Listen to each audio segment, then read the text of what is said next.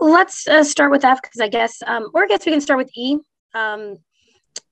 Just our administrative items. We didn't have any committee meetings in the past 2 months.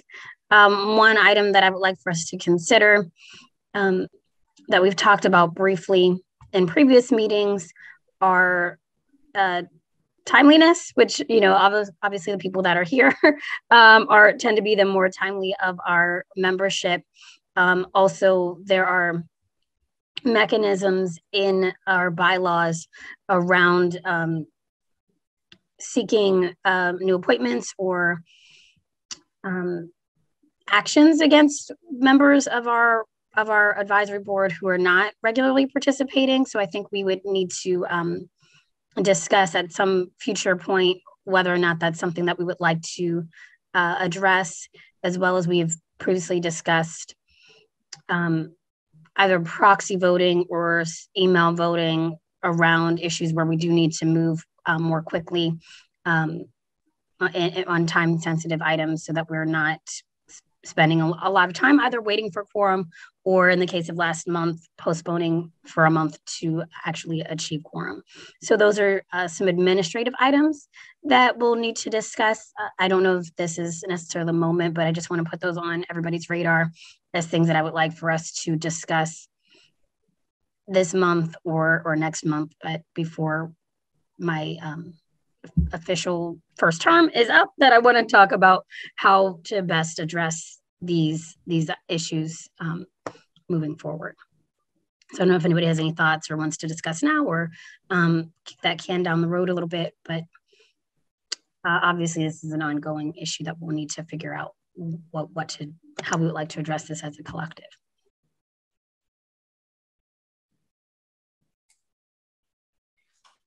I guess I'd be interested in any sort of, I can't remember if there were any recommendations from the report that we got at the end of, was it last year, to improve our board structure? I just can't remember if there were suggestions in there, but anything to do with unexcused absences from scheduled meetings kind of thing.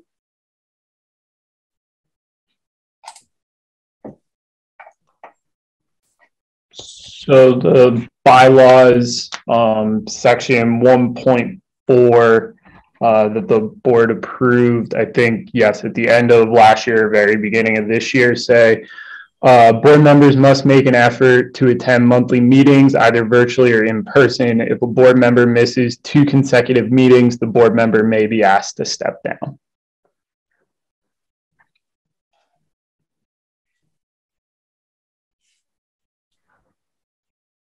Which is something that we've never, obviously, an action that we've never taken, but it is in the bylaws that we could.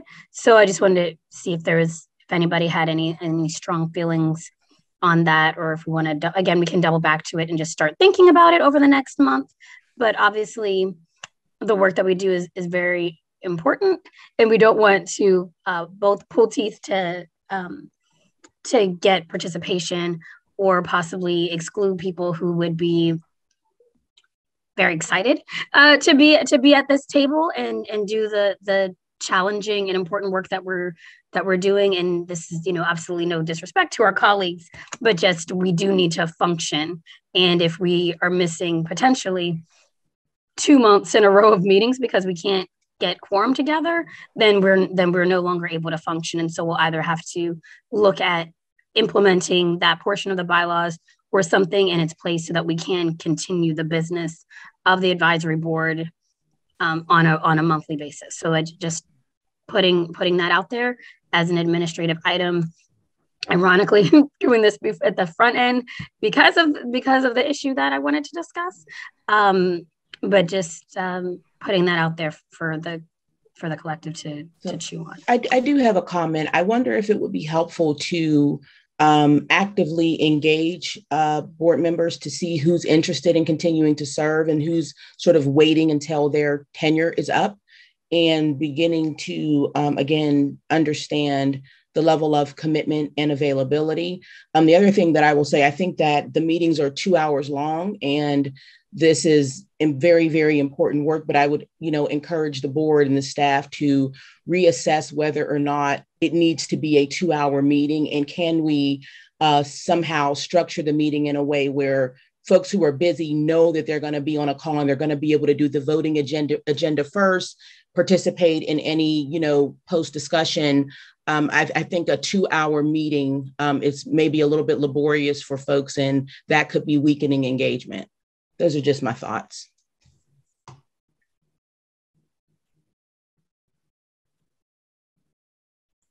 I definitely like the idea of reaching out to people and figuring out if they are, if they're interested in continuing, especially if, can also point to that section, like if you is this something that you're interested in doing? Because there are people, I don't know that there's anybody on this committee, but feel obligated to take an appointment of this stature, whether or not they actually have the ability to do it or not. So I really like that idea. Do you want to?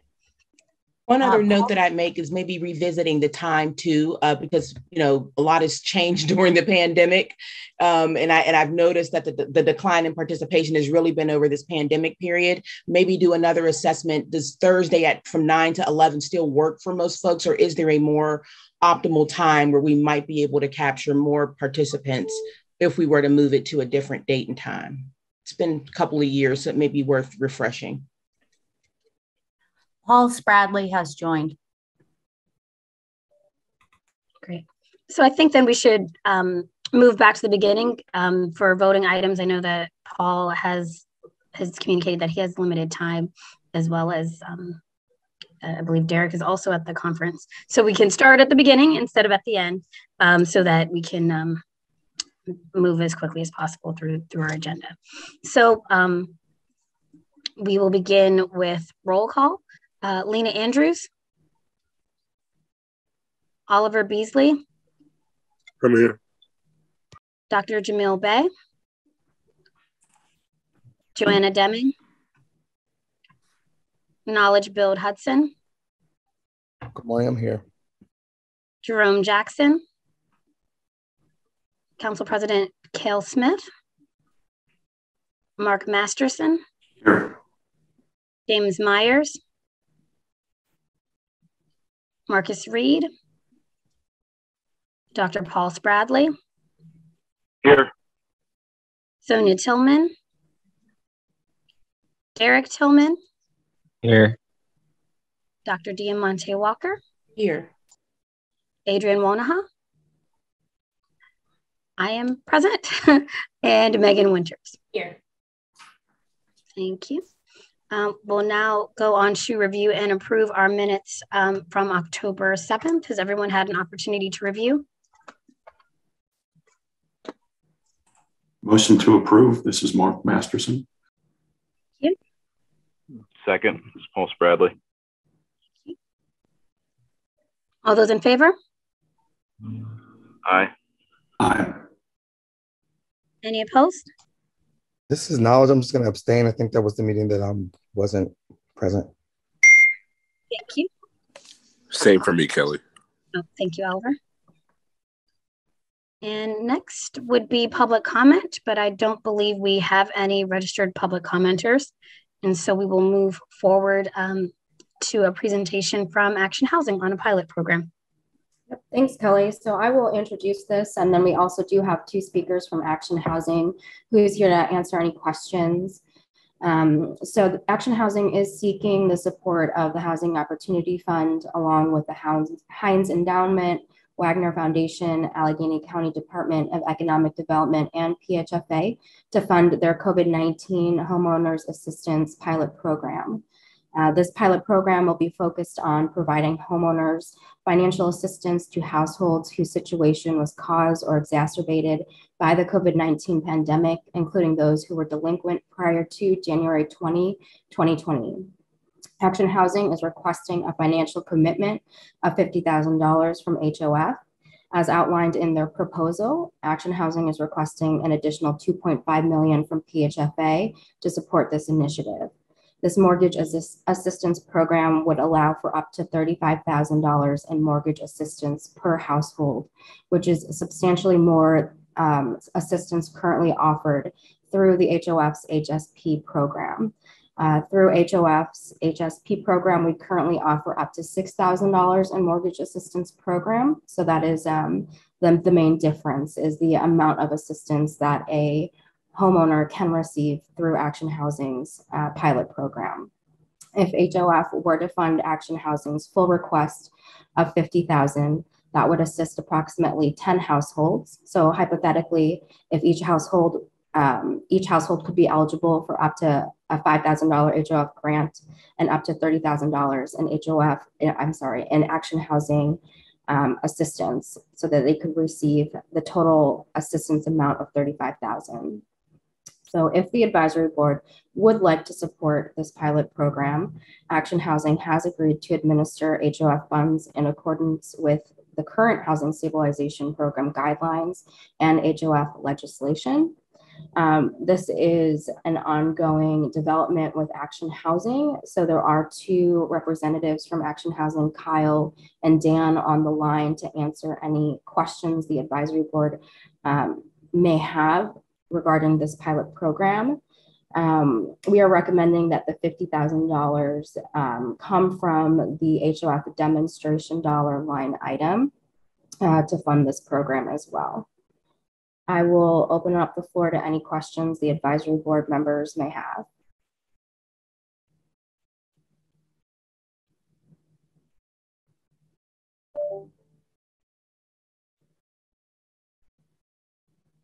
And Dan and Kyle, if there's anything you would like to add as well, please feel free.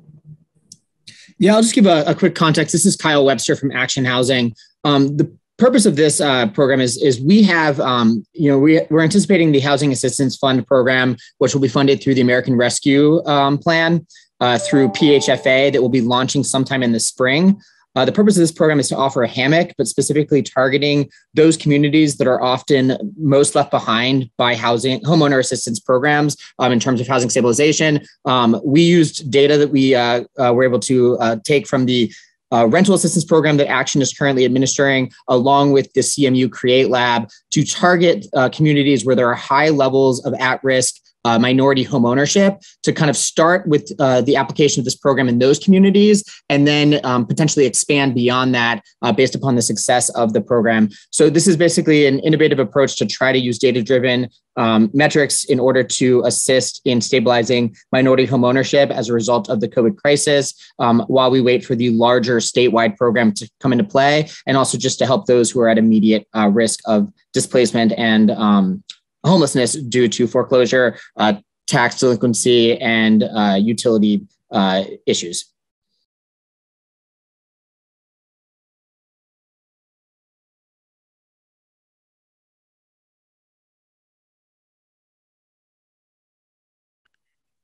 I had two quick questions. So, and you might have addressed this. I drove through a dead spot. We had already allotted money, and where did you say that this funding would come from in the budget is the first question. And the second is the application process for the 10 to 11 homeowners. How will those folks be selected, or have they already been pre-identified? So Paul, we are recommending that this come from the demonstration dollars. It is separate from the Housing Stabilization Program. It's a standalone program that Action Housing would be administering. So we recommend it coming from the demonstration dollars. Additionally, all of the Housing Stabilization funds have been allocated at this time. So there is no funds that we could allocate towards this specific pilot program from HSP. In terms of how the homeowners are selected, I'll defer to Kyle or Dan on how that selection or application process works.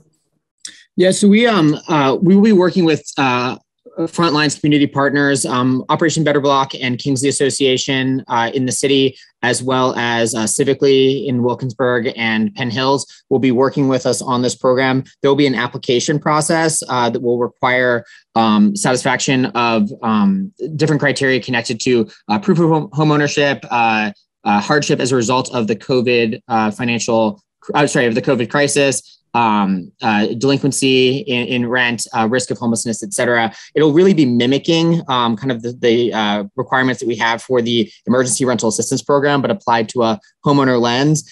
With specifically, this is looking at that COVID hardship piece as a way to hammock the rather substantial program that will be launched in the mid to late spring by PHFA. This is just meant to be kind of a way to hammock that until we can get there, but also try some innovative approaches to see if we can utilize those to then apply those to the larger program that will be coming at the state level later in the spring. And the homeowners have not been identified yet, though we do have an initial pool of denials from the emergency rental assistance program from these communities who were denied because they are homeowners, so they didn't qualify for rental assistance. So that will be our initial pool, but we will be doing broader advertising to these communities through our community partners. Kyle, when you say hammock, are you referring just to, I want to make sure that we're clear, to like the leveraging these funds with the other funds, or sorry, I'm just not super familiar with hammock used in this particular. No, it's okay. I sometimes make up the way I use terms. So what I'm talking about is this program is not going to be, there is a potential for a massive foreclosure and tax sale crisis in Allegheny County and other parts of the state. The PHFA Homeowners Assistance Fund program will not be launching until the spring. There are people who are in desperate need today. When I use the word hammocking, I'm basically doing to get us from today to when that program launches, there needs to be something to assist people to fill that gap. Additionally, this funding is going to be leveraging the PHFA funding. For PHFA to buy into this proposal that we put out there, they wanted to see local investment and see that the local authorities also did have faith in this program and wanted to be a part of this program. So kind of both, but the way I meant to use it was more or less gap fill until the PHFA program comes into play. Thank you for that clarification. That's very helpful. So this these funds are being used to help, and maybe I'm not reading this right. This is being used to help people stay in their homes, or this is to help people purchase homes. A mortgage assistance program for people who are delinquent as a result of the COVID crisis. So it's to stay in existing, it's a housing stabilization, stay in existing housing. Okay.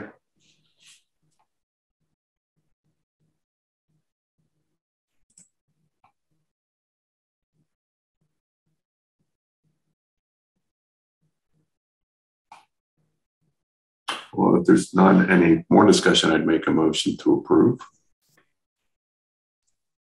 I second.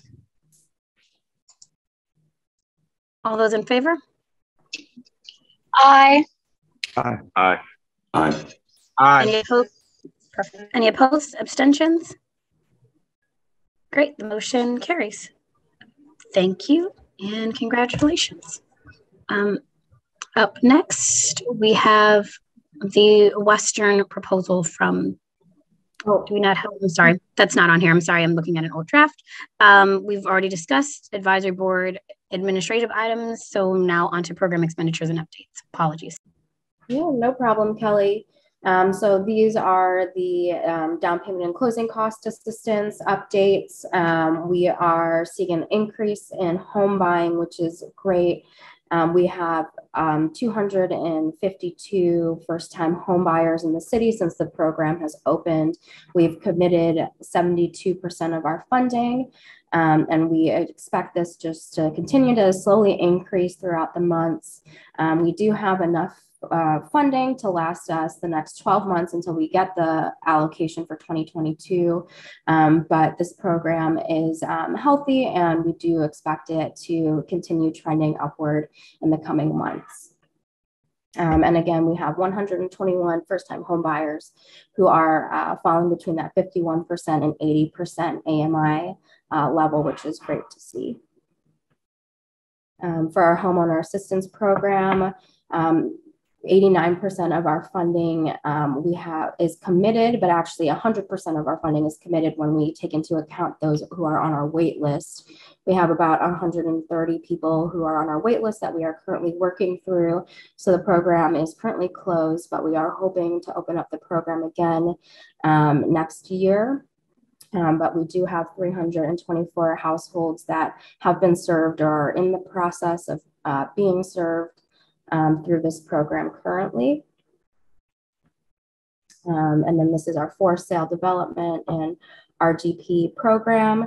Evan will make an announcement about the RGP application and our 9% LIHTC application towards the end of the meeting as well. And this is our closed and committed figures.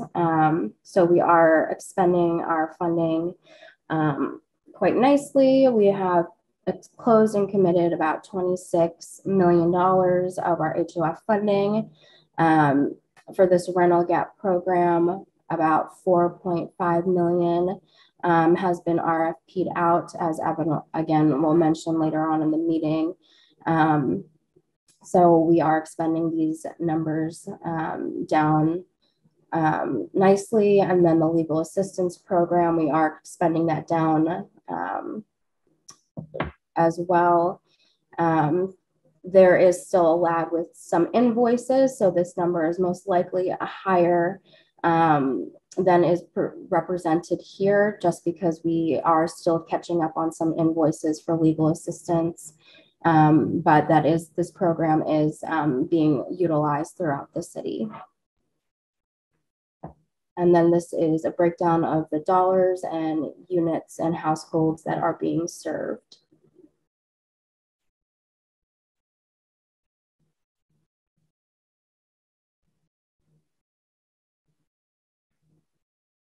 And then I will turn it over to Evan to make these announcements. Yeah, thanks, Bettina.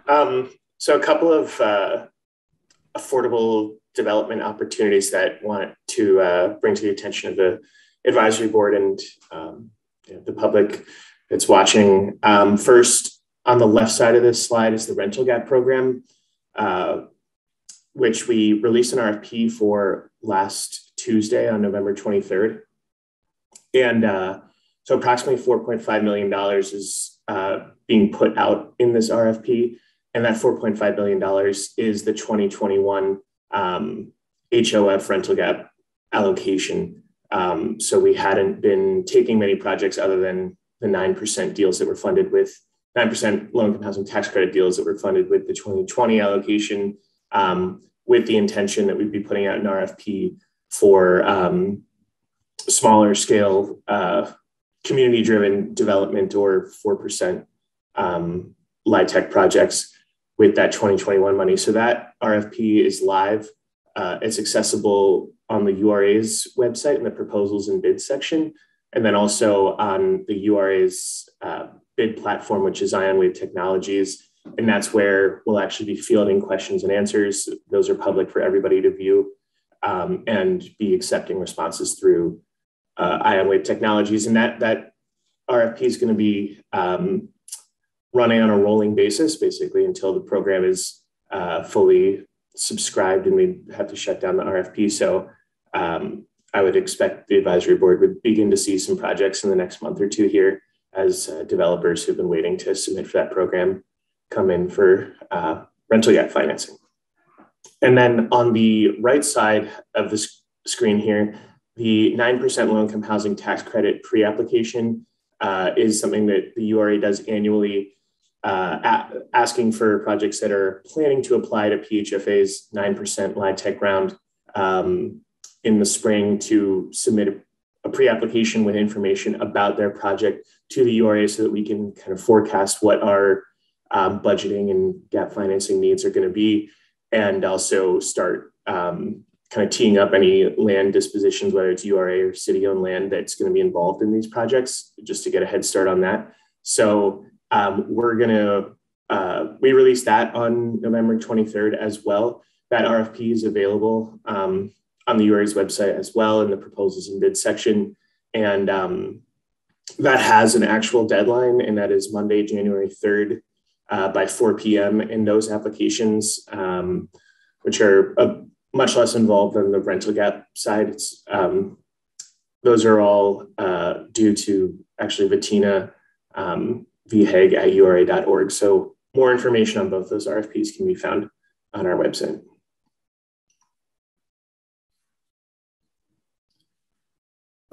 And then just a couple other general announcements. The 2022 HOF annual allocation plan was approved by City Council last month. So Bettina and everyone who worked on that did a great job to keep everyone informed and move that through. And so we should be expecting those funds to come over and start getting used sometime in the spring of 2022. And then the second announcement here is that the next HOF Advisory Board meeting is going to be on Thursday, January 6th, 2022, actually, at 9 a.m.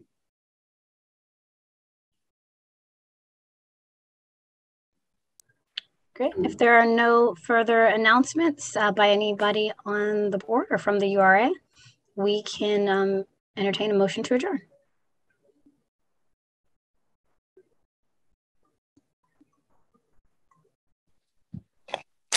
So moved. Second. All right. Have a wonderful holiday season, everyone, and great new year. And we will reconvene on the 6th, as they said. Thank you.